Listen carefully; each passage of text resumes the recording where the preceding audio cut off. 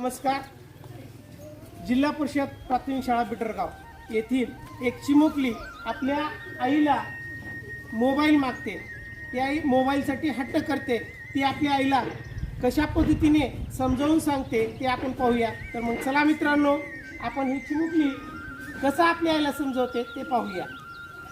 नमस्कार मी आहे स्वरा. नमस्कार मी आहे अश्वदा. नमस्कार मी आहे सुनीता. माझं एक ऐक ना बाई, मी आता मोठी झाले असं तूच नाही का म्हणालीस? मग मला एक सगळ्यांसारखं एक छान मोबाईल पण पाहिजे की नाही? त्याच्यासाठी म्हणजे काय, बोलण्यासाठीच असतो ना मोबाईल फोन. ताईने मागितला की लगेच म्हणतो दादा, तर त्याचा मोबाईल कॉलेजला सुद्धा नव्हतो. बाबाकडे दोन मोबाईल फोन असतात. आम्ही मागितलं तर नाही परत काय त्याची. ते ताईडे, तू कुठून काही बोलू नको ना.